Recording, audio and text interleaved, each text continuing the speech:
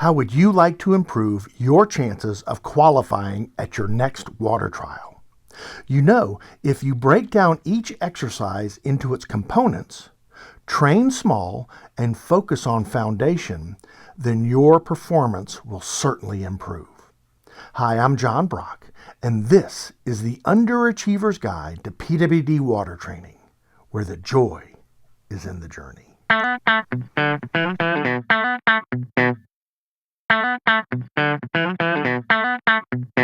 In this video, I'll show you Girl Scouts' recent Courier X run and include my comments as we watch together.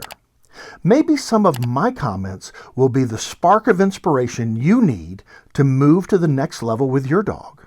I certainly hope so. Like with many dogs, Scouts' biggest struggle is with jumping. Based on my experience as a judge, dogs who take too long to jump NQ much more often than dogs who jump quickly. Because of this, we focus on getting our dogs off the boat as fast as possible and then train them to be easily redirected once in the water.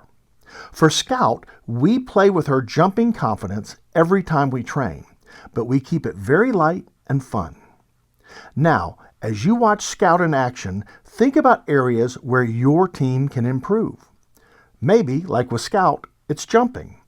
But maybe it's something else, like retrieving the shoreline or the dreaded Courier buoy ball placement. As we watch Scouts run, I'll break down each exercise into its components. Maybe this will help you see the exercise in smaller detail so you can identify areas for improvement with your team. Okay, here is Scout's warm-up. Please know that Scout is wet when she first enters the ring. We never take a dry dog into the ring. Most sites, like Keystone, have a place for you to practice with your dog. But some places don't have a good spot for this. In the past, I've used a water hose to wet my dog, which works fine. I've even used bottles of water to get my dog wet before a run. The key is to have a wet dog when you first enter the ring.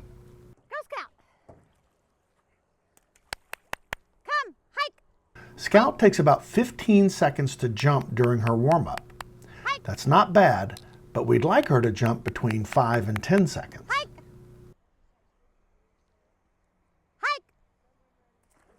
Good girl. The warm-up you are seeing here is something we developed over a 2-year testing period. We found that this warm-up is great for a Courier or Master run. Here's why. First, we get in a jump. It's always best for the dog to perform their first jump in the warm-up. This goes for dogs running working through Master. A warm-up jump builds confidence and leads to better and faster jumps in their performance. Next, there are 2 different exercises here, a dummy retrieve and a shoreline retrieve. For a Master run, you'd add a bag for article discrimination. Finally, it's a short warm-up so you get to your performance quickly. Take it. Take it.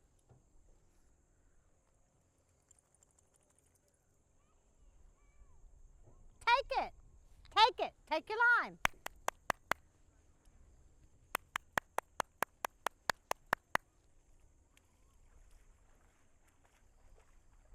So in this little warm-up, Scout is getting in her first jump, a dummy retrieve, and a short shoreline retrieve. Now she's ready to start her run. Take it. Good girl. Good girl. Yep. Go to John. Ready, ready, ready. Go to John. Hike. Go to John. Our dogs are always teaching us new things, if we will only take the time to learn. Over the past few weeks, we noticed that Scout was struggling with the pouch exchange.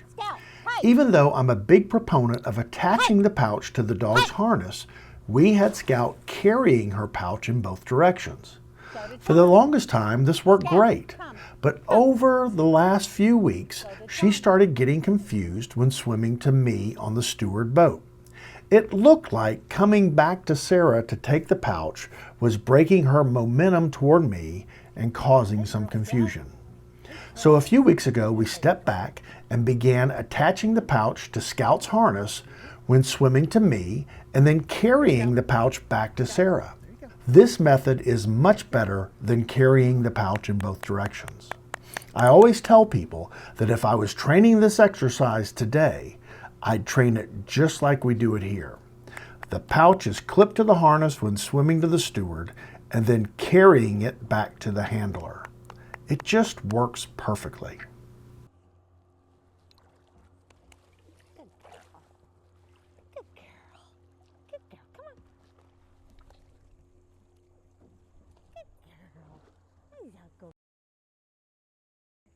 Girl Scout, shore, shore. Girl Scout, shore, The line. blind retrieve of the shoreline is a challenging exercise. As with Scout in this run, it's easy for a dog to get distracted once they are on shore. Sarah does a very nice job of regaining Scout's attention after she gets distracted. On top of Scout's distraction, the handler boat breaks free from the marker about halfway through the exercise. When unexpected things happen to you in a trial, it's important to stay focused on your dog and the task at hand. It's not easy sometimes, but staying connected with your dog improves your chances for success. Shore, line. Take your line. Take it. For this exercise, we train small and reward big. Also, don't overtrain this exercise. If your dog successfully navigates this exercise in training, stop there and move on to something else. Overtraining here can lead to your dog getting creative, and as we all know, that's never a good thing. Scout, take it. Scout, take it.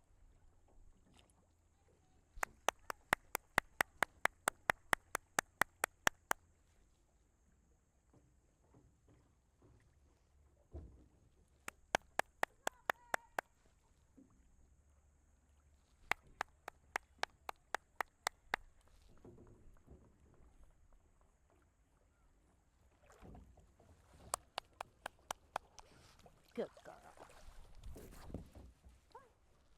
Good girl. Sit. Good girl. Good girl. Stay. The double-directed retrieve is a fun exercise. Scout is retrieving the shore side dummy first, so I throw the lakeside dummy first. This is how most handlers want the dummies thrown. First dummy retrieved is the second dummy thrown. For Scout, it doesn't really matter which dummy is thrown first because we have trained her to be redirected once in the water. She's actually pretty good at it, which will pay big dividends once she starts working on the master level. In the theme of stepping back with our training, we recently did an evaluation of our equipment.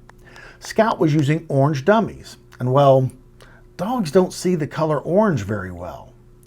All I can say is that fashion is very important for this team, and after all, we are underachievers. We changed the color from orange to yellow and think it's made a big difference in Scout's ability to see the dummies while in the water. On this day, the second dummy drifted all the way back to the steward's boat, but it wasn't an issue for Scout. She found the dummy and completed the exercise with time to spare. I recommend you take a few minutes to evaluate your equipment. Make sure it's in good working order and that the colors are beneficial in bringing out your dog's best performance. Don't be afraid to make changes, but be sure those changes work in your dog's favor. One thing I really like about Sarah's handling skills is that she is quiet while Scout is working. Sarah only gives a command when Scout is off course. Because of this, Sarah's commands are more meaningful to Scout. If you can master the skill of staying quiet while your dog is working, you will dramatically improve your chances of success in the water. Good girl. Good girl. Come on. Here's our good girl. Girl Scout. Girl Scout. Go to John. The net retrieve is basically a pouch exchange on steroids. As you train, it's important that you teach your dog to swim between boats. Your dog needs to be proficient in swimming from the handler's boat to the steward's boat and back again. Make this training fun. Also, if possible, use the same steward every time. If you can't use the same steward every time, then mix up the stewards as much as possible. This will help your dog get comfortable with swimming to anyone, which could certainly help in a trial situation. Please understand it's not fair to your dog to train with the same steward every time and then use a strange steward in a trial situation. Use the same person every time or mix it up so your dog is prepared when it comes time to trial. Good girl. Come. Come. Right here. Right here. Good girl. Good girl. Hey, good girl. Okay, let's pause here. Before showing Scout's buoy ball placement, let me explain how we break down this exercise. We look at the ball placement as 7 different small exercises, or if you prefer, 7 different elements of one big exercise. Each element has its own command. Here they are. Jump. You've got to get your dog off the boat and into the water. The faster your dog jumps, the better off you will be in this and every exercise. Come. Once your dog is in the water, she needs to come back to the boat in order to take the ball. Take it. You need to give the ball to your dog in a manner that works best for your dog. We put a lot of effort into how we hand the ball to our dogs. We place the ball on the same side of the dog's head every time. Also, Ace likes taking the knot, while Scout doesn't like a knot.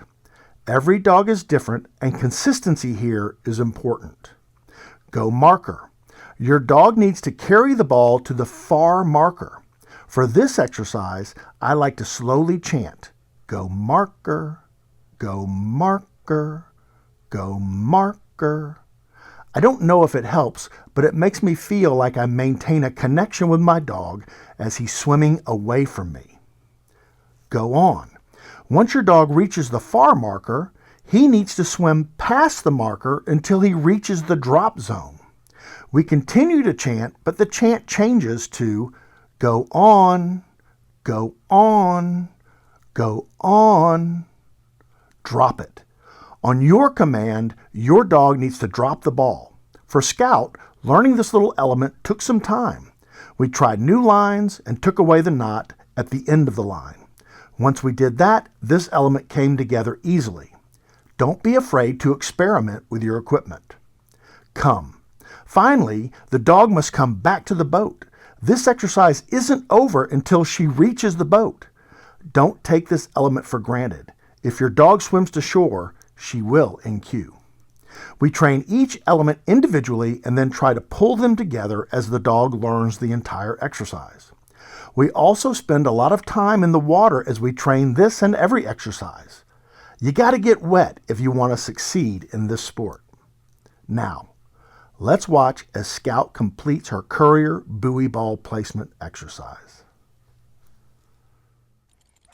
Sit, sit, sit, sit, stay. Girl Scout, see the marker? Hey, come, come, Girl Scout, come. Good girl. Take it. Go marker. Go marker. Go marker. Go marker. Go marker. Go marker. Go marker. Go marker. Go marker. Go marker. Go marker. Go marker. Go on. Go on. Go on. Go on. Go on. Go on. Girl Scout, drop it. Drop it. Drop it. Good girl. Good Girl Scout. Good Girl Scout. That's a good Girl Scout. Good Girl Scout. Good girl. Good girl. That's a good Girl Scout. Good girl. That's my baby girl.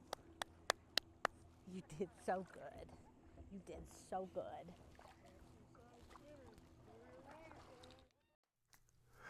Okay, so that was a pretty nice Courier run. Looks pretty simple, doesn't it? Having trained 3 Courier X dogs and helping many others do the same, I can say the keys to success with this level are as follows. Break down the exercises into their components. Train small. Always train at short distances first, and then as your dog learns, try to expand the distance. If your dog gets confused, go short again, which leads me to the next point. Don't be afraid to take a step backwards if necessary. There's no shame in stepping back and rebuilding an exercise. I've done it many, many times. In a trial situation, never enter the ring with a dry dog. Perfect your warm-up. Don't take this time for granted. Know what you are going to do before you enter the ring and do the same thing every time. Finally, don't be in a hurry. You must understand this is a 2-year level. Go slow, don't rush, be patient, and always remember, the joy is in the journey.